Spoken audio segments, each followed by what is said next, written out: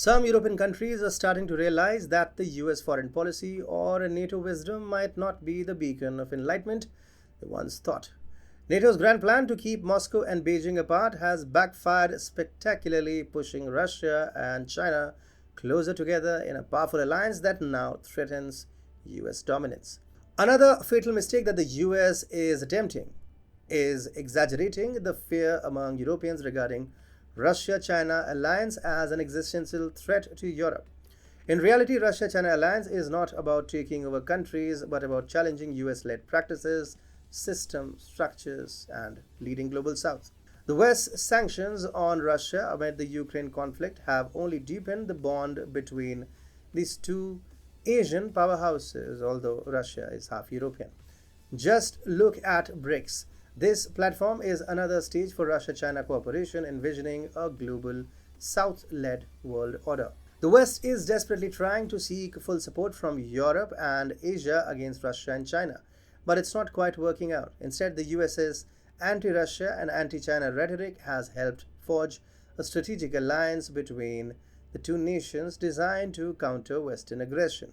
Nice job, folks. Welcome to TFI Global, the antidote to mass delusion. The United States has always tried to prevent a Russia-China alliance, but guess what? Russia and China decided they had better things to do together, from economics to energy to military exercises. Their cooperation has flourished, especially with China becoming a crucial market for Russian exports post-Western sanctions. These two are holding hands to ward off Western aggression. They are gearing up to counter US dominance. Their diplomatic coordination has increased after US support to Ukraine and imposing sanctions on Russia. Henry Kissinger, the legendary but controversial former US Secretary of State, saw it coming a mile away.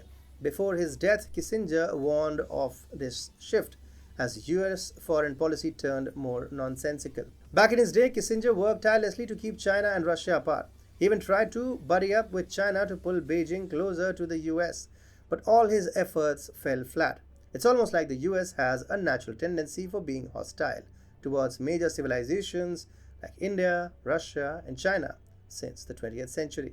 Kissinger urged an end to the Western-backed conflict in Ukraine, citing it as a major reason for the Russia-China alliance. Yet he also saw Russia as a powerful yet morally dubious entity that the US needed to contain.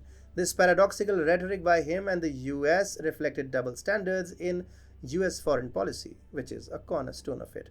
His thoughts were laid out in an article titled "How to Avoid Another World War" in The Spectator.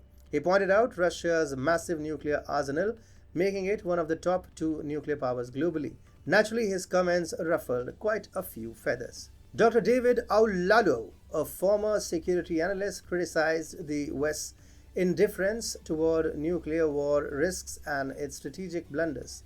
He argued that the US's increased meddling in the Ukraine-Russia conflict has made Putin see the conflict as existential, prompting Russia to defend itself at all costs.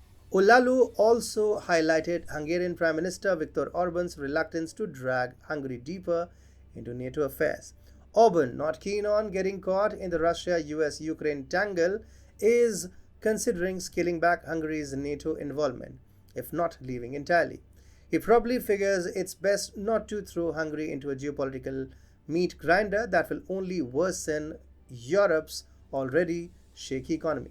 And then there is Marine Le Pen in France, whose popularity is soaring, with a suggestion that France should wave goodbye to NATO involvement in Ukraine. Western aggression has inadvertently fortified the Russia-China partnership. This dynamic duo isn't interested in conquering territories. They are more about promoting global justice and fairness based on Asian and Eurasian values rather than Western ones. Their alliance is a counterweight to NATO and US dominance. The West has always tried to persuade India against Russia, but India has skillfully managed to resist that pressure from Washington, maintaining a steadfastly independent foreign policy. Historically, India has balanced its relations with global powers, and its connection with Russia dates back to the Cold War era, when the Soviet Union was a significant ally. Despite the persistent nudging from Western capitals to distance itself from Moscow, India has remained committed to its own strategic interests and geopolitical priorities. The US, understandably, is sweating bullets. It knows it is outmatched against this strategic alliance, which has been formed to challenge the old world order. Tables are turning, and the US might have to rethink its game plan.